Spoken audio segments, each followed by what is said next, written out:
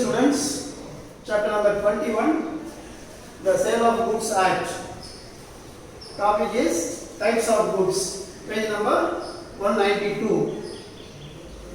So there are three types of goods. What are the three types of goods?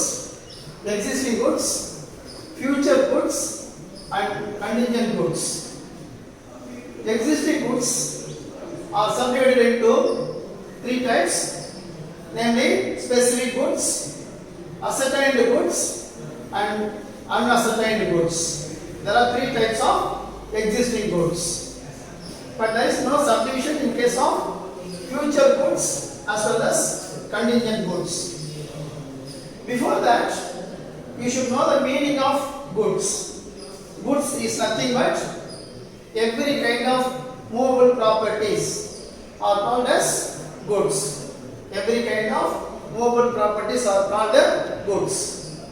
Excluding, that is, it should not be included cash or money and immovable properties, immovable actionable claims.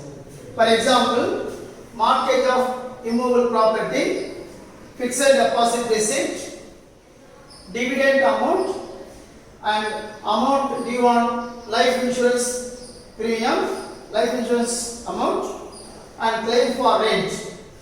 These are all the excluded from the definition of goods. So what are the things should be included means shares, stocks, growing crops, patents, trademark, copyright.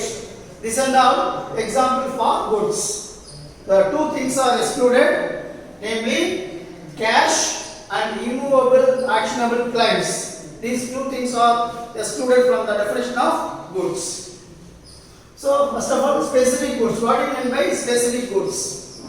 Specific goods are the goods which are identified at the time of contract of sale, which is known as specified goods or specific goods. For example, if a buyer identified or selected a particular model of car after examining various models, that selected product or selected car is known as specific goods. So there are number of cars are displayed. Out of various models, the buyer identified a particular model of car, so which is known as specific goods.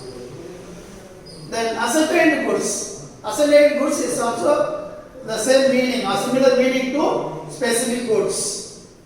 Even refers to goods become the ascertained after the formation of the contract or subsequent to formation of contract, which is known as ascertained goods.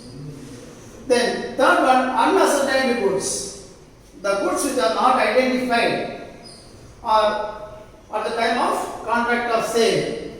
For example, A wants to buy a car from a showroom from different models and different prices which have been displayed, which is known as unascertained goods. Unascertained goods means the goods which are not identified or at the time of making of contract. For example, A wants to buy a car from a showroom which are displayed with the different prices and the different models. So these are the three types of existing goods. That is specific goods, ascertained goods, and unascertained goods. The second classification is future goods. Future goods means those goods which are not possessed by the seller at the time of making of contract. However, it should be or it will be manufactured or produced or acquired after the entering into contract. After entering into contract. Future goods means those goods which are not possessed by the seller at the time of making of contract. After that, it should be produced or manufactured or acquired. For example, here is a contract is agreed to supply of 100 bags of rice to Mr. B's marriage feast. So this is an example for future goods. A is agreed to supply 100 bags of rice to Mr. B at the marriage feast. Similarly, a bus company agrees to buy a spare parts. Bus company agrees to buy a spare parts from the particular supplier. So this is also another example for future goods. The goods are not yet purchased. However, he will be purchased. That means he agrees to purchase the spare parts from the particular supplier. Then contingent goods. Contingent goods are always called as unforeseen goods. Contingent goods are the goods which are acquisitioned by the seller, depends upon the contingency. For example, A agrees to sell a painting to Mr. B. A agrees to sell a painting to B, which he gets from C.